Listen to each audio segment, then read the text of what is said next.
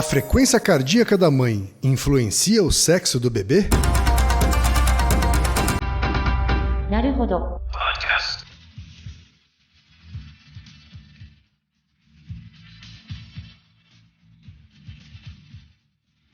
Bem-vindo ao Naruhodo, podcast para quem tem fome de aprender. Eu sou Ken Fujioka. Eu sou Altair de Souza. E hoje é dia de quê? Desapontando estudos. Altair, hoje a pergunta veio do outro lado do Oceano Atlântico. Cruzamos o Atlântico finalmente. Ora, pois... Voltando à terra natal.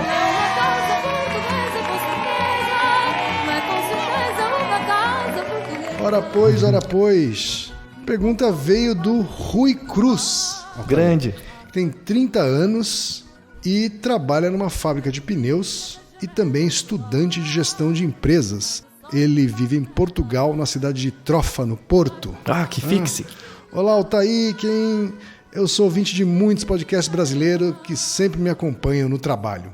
Eu e minha esposa Juliana, que também partilha do meu gosto por podcasts, adoramos o Naruhodo e já espalhamos pelos nossos amigos o prazer de ouvir-vos. Obrigado.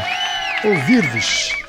Obrigadíssimo. Cá em Portugal são poucos os podcasts que existem, principalmente sobre ciência, com excelente qualidade que vocês têm por aí. Muitos parabéns. Obrigadíssimo. Continue um bom trabalho. Obrigadíssimo. Ótimo sotaque, hein? Obrigado, Rui. Muito obrigado. Obrigado pela audiência, obrigado pela pergunta, pelos elogios. E vamos à pergunta. E vamos à pergunta.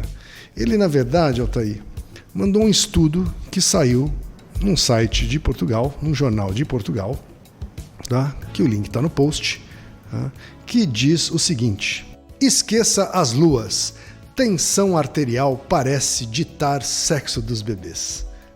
Investigadores do Canadá descobriram o primeiro fator fisiológico que parece influenciar a probabilidade de ter um rapaz ou uma rapariga.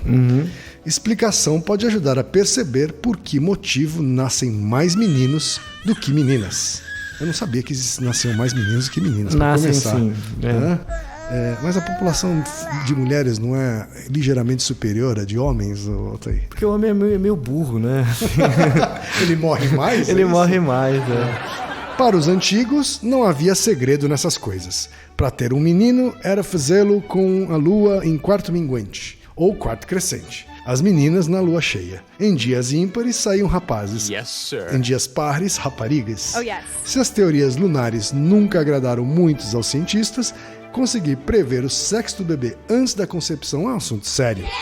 A última novidade foi divulgada pelos investigadores do Hospital Mount Sinai, no Canadá.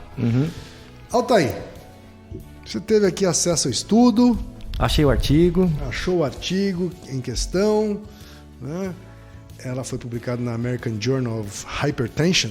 Que é uma Isso, boa revista. né? Uma boa revista. O que você achou do estudo? Qual é a sua avaliação? O que você acha que tem de fato e de factoide aqui nessa notícia? Então vamos falar de dois pontos. O primeiro ponto é... Tem dois mitos aí. Assim, um é mito, o outro é não tanto. Mas a primeira coisa aqui, quem é mãe, por exemplo, grávidas conversam muito entre si, dividem experiências, né? E tem um mito, isso é mito, que espalha por aí, que é assim: a pessoa está grávida e ela começa a fazer os pré-natais e começa a acompanhar nos primeiros meses, né, nas primeiras semanas, começa a acompanhar, a partir de quando é possível, a frequência cardíaca do feto. Tá? Então ela faz tipo uma curva da frequência cardíaca do feto. Existe um mito de que se a frequência cardíaca do feto passa de um certo valor, existe uma chance dele ser menino. E se passa de um outro valor, é a chance de ser menina. Tá? Mas isso é do feto durante as primeiras semanas de gravidez. Tá? Então, existia uma pré-concepção. Se a frequência cardíaca do feto menino do feto fosse mais rápida, era um menino, se fosse mais devagar, era menina. Isso é mito. Tem vários trabalhos que mostram, não. Tá? A frequência cardíaca da criança nas primeiras semanas não tem nada a ver com o sexo dela. A pergunta do nosso querido Rui era sobre se a frequência cardíaca da mãe antes da concepção, antes da bimbadinha, antes disso, determinava o sexo da criança depois. Essa é a pergunta mais complicada até. É antes dela ficar grávida. Antes de ficar grávida. Porque se você pensar no caso do feto, sei lá, até vai lá, né? Porque o feto tá lá, né? Mas antes da concepção é uma coisa ainda mais difícil, né? Mais circunstancial. Isso foi estudado. Então. Esse é o propósito do artigo. Falando um pouco sobre o artigo é bom. O primeiro autor, ele chama Ravi Ratnakaran. Esse é um cardiologista que é conhecido no campo. Ele tem vários trabalhos sobre hipertensão, epidemiologia de estudos com hipertensão, que é interessante. Mas esse trabalho ele foi feito com uma amostra de 1.411 mulheres na China. Era um estudo, uma coorte que eles estavam seguindo. É um N grande, né? É um N grande. Não pra China, né? Porque... então. Por isso que fizeram lá, né? Acho que lá pegaram uma quadra, assim, já tava, exatamente, né? Então. Pegar num banheiro público. Isso, já foram seguindo, né? Acho que lá é mais fácil de pegar as amostras. Então, eles acompanharam essas mulheres. Então, assim que elas se casaram, eles começaram a acompanhar, né? E viram várias variáveis. Mas, de tempos em tempos, né? A partir do momento que elas casaram, eles começaram a fazer vários exames. Eventualmente, elas ficaram grávidas e continuaram seguindo os exames. E a cada um mês, mais ou menos, elas faziam uma medida de pressão arterial. Tá? Convencional. Convencional, isso. Uma pressão com estadiômetro e tal. Né? Fazia uma pressão. Aí eles começaram a verificar e foram acompanhando. Depois que a criança nasceu, eles verificaram se era um menino ou menina e compararam esses dados com o padrão de pressão arterial da mãe antes da concepção. Tá? Então a pesquisa é isso. A lógica é simples, né? O que a gente tem de resultado? Só citando o artigo, então a análise da pressão arterial antes da gravidez. Então, o valor da pressão arterial nas mulheres foi maior para aquelas que tiveram meninos. Então, a pressão arterial sistólica, guarde o número. A pressão arterial sistólica para mulher antes da gravidez, para mulheres que tiveram meninos, foi de 112,5 pontos. Tá? E para mulheres que tiveram meninas, foi 109,6. Então, a diferença real, né, entre o valor da pressão sistólica foi coisa de 3 pontos de diferença, tá? Esses 3 pontos de diferença na pressão arterial, por exemplo, se eu tenho uma pressão arterial X e o Ken tem uma pressão arterial 3 pontos maior, tá? É muito pouco. É uma diferença que clinicamente não representa nada, né? Não representa nenhuma variação. Aí eles mostraram essa diferença, depois eles começaram a controlar por outros efeitos da mãe, a idade da mãe, o IMC, né? Porque se a mãe era mais gordinha e tal, eles foram controlando. E depois eles refizeram a análise mostrando que as mães que tinham meninos tinham uma frequência cardíaca em média de 106 pontos e as mães que tinham meninas de 103. Então continuava os 3 pontos de diferença. Continuava aí o gap de 3 pontos. Isso. Daí eles fizeram um modelo mais complexo chamado regressão logística e o modelo diz o seguinte, explicando no frigir dos ovos, que a cada 1 ponto a mais no meu nível de batimento cardíaco, aumenta 1% a chance de eu ter um menino. Tá. Tudo bem? Então, eu pego uma mãe e eu pego 2 mães. Uma mãe tem 1 ponto de frequência arterial maior do que a outra. Sim. A chance dela ter um menino é 1% maior. Ou seja, é uma chance pequena. Certo? Uma coisa interessante desses artigos, assim, a estatística está certa, a estatística é bem feita, eles tiveram os cuidados de controle, porém, a amostra era muito grande. Então, a gente tem um erro comum que as pessoas pensam. Como é que se explica isso, Altair? Porque geralmente a gente truca um estudo porque o N é muito pequeno. Sim. Me explica pra gente por que um N muito grande, ou seja, uma amostra quantitativa muito grande, também pode ser um problema. Porque quando a amostra é muito grande, a gente consegue provar quase qualquer coisa com uma chance de erro pequena. Tá? Então, imagine 2 grupos de pessoas, tá? Eu tenho 2 grupos de pessoas. A média de um grupo é 1,70 m e do outro é 1,50 m, tá? E eu tenho 10 pessoas em cada grupo, então o todo é 20. 1,70 e 1,50. Aí eu vejo, é 20 centímetros de diferença, quer dizer que na prática, parecem que se eu olhar uma pessoa de 1,70 e 1,50, parece que uma é mais alta que a outra. Se eu for aumentar o tamanho da amostra, eu vou colocando mais pessoas nas caixinhas, 20, 30, 100, 200 pessoas, essa diferença prática se mantém, você vai só reafirmar ela. Pessoas de 1,70 parecem que são fisicamente, né, observacionalmente mais altas que 1,50. Tá? Aí tudo bem, aumentar a amostra não dá problema.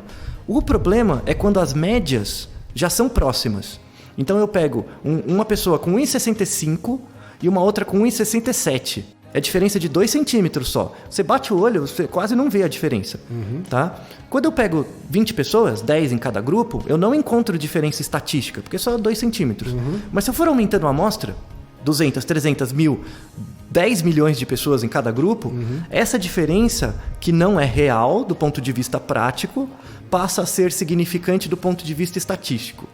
Entendeu? Então, esse é o ponto que acontece em artigos quando você tem um N muito grande. Ou seja, eu acabo, na verdade, ao invés de olhar para a diferença pequena entre 1,65 e 1,67, eu começo a olhar a relevância estatística da diferença entre os dois grupos. Ótima observação, exatamente isso. O nome técnico disso é tamanho de efeito.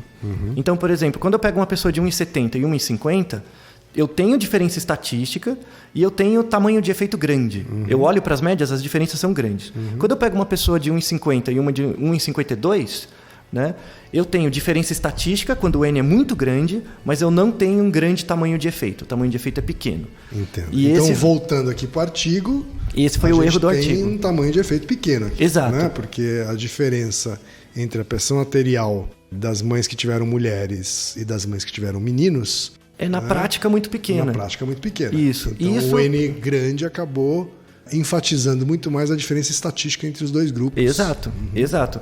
Isso mesmo para pesquisadores é muito difícil. Os pesquisadores são engambelados por isso também. Tá? Eu dou aulas de estatística e as pessoas, em geral, caem muito nesse engodo. Você olha as médias, você fala, não tem diferença clínica. Mas deu diferença estatística, eu não posso falar que tem. Né? Então, essa é uma briga longa, assim, né? Dentro da estatística aplicada. Mas é uma afirmação suficientemente, ou uma afirmação tecnicamente correta a ponto de uma publicação dessa aceitar um estudo desse? Então, isso que é interessante. O artigo não é ruim. Eu estou colocando esse ponto. Assim, o artigo realmente não é ruim, mas ele, como toda evidência científica, ela abre para críticas. Então, por exemplo, eu vou ser advogado do diabo. Eu vou colocar um argumento pelo qual eu acho que esse resultado não é válido. E vou colocar um argumento pelo qual eu acho que faz sentido. Tá. E aí vocês vão decidir. É assim que a ciência funciona. Sim. Tá? Então, o argumento contra esse trabalho é assim. Eu olho mães que têm meninos e meninas. Eu vejo que as mães que têm meninos, antes da concepção, tinham um nível de pressão um pouquinho maior. Mas não na prática maior. Só estatisticamente maior, porque o N era grande. Tá? Isso pode me levar a crer que o sexo da criança é regulado por outros fatores, deve ter outros fatores que explicam essa diferença de sexos com um tamanho de efeito maior. Só que eu não coletei nessa amostra. Sim, entendeu? Eu só prestei atenção na pressão arterial. Isso, eu não olhei em outras coisas que podem estar acontecendo ali. Né? Então, esse é um argumento contra. Então, falou, tudo bem, você viu a pressão arterial, você encontrou uma diferença, eu vou propor um outro estudo. Por exemplo, induza isso. Pegue mulheres que acabaram de se casar e coloca elas num programa de treinamento físico intenso, para elas ficarem sempre com a pressão arterial na média alta. E outro grupo de mulheres sedentárias. E aí vê se nasce mais menino ou menina, com uma amostra menor. Né? Essa é uma forma de tentar validar um pouco mais esse trabalho. É um exemplo, você pode pensar vários outros exemplos. Agora vamos pensar a favor. Não, eu acredito nesse resultado, eu acho que faz sentido, eu acho que é assim mesmo. O próprio artigo discute isso, o que é uma hipótese bem razoável, que é o seguinte: temos outra literatura que fala sobre isso, principalmente evolutiva e sociológica, então você tem aspectos tanto biológicos quanto sociológicos, dizendo que em situações quando você tem, por exemplo, estresse social. Então, vamos pensar primeiro na questão biológica. Imagina numa situação em que você vive na floresta e tal, né, tem poucos recursos, e você teve uma seca. Né? Ou você está em conflito com outro grupo, teve uma guerra, sabe? Você está em perigo, né, num ataque de outro grupo. A mãe vai ficar um pouco mais estressada mesmo, né, por eventos ambientais. A pressão cardíaca dela média vai subir um pouquinho, não muito, mas ela não vai ficar hipertensa, mas vai subir um pouquinho. E isso pode predispor essa mãe a ter um filho homem, que são importantes em momentos como esse. Né? Então, tem evidências sociológicas, na verdade, que mostram que em situações de crise econômica nascem mais meninos. É uma evidência circunstancial, porque os dados não são tão bons, mas é alguma coisa a favor da hipótese. No entanto, como quem comentou no começo do episódio, em geral, se você pegar o mundo inteiro, tem países que nascem mais meninas que meninos e tem países que nascem mais meninos que meninas. Mas se você pegar a média geral do mundo, nasce um pouquinho mais de homem que mulher. Ué, mas tem país que tem mais mulher que homem. Porque o homem é meio burro, ele morre por razões mais estúpidas, né? Em geral, o Darwin faz pressão para os homens morrerem, né? Homens se envolvem em atividades mais de risco, então não só atividades violentas mesmo, né?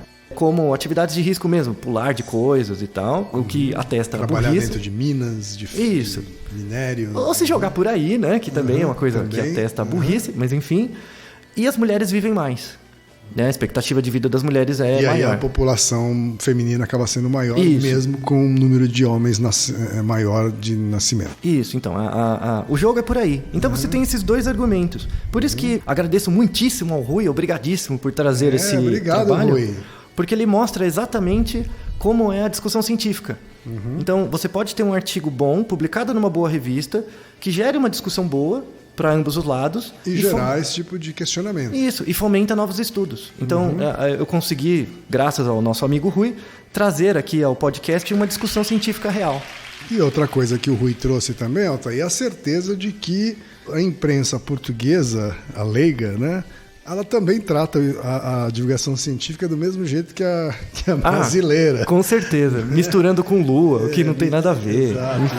E fazendo títulos que geram clique, não é isso? Com certeza. Então, se vocês tiverem interesse, a gente vai deixar o artigo, né, no post, mas busquem outras informações, leiam outros artigos.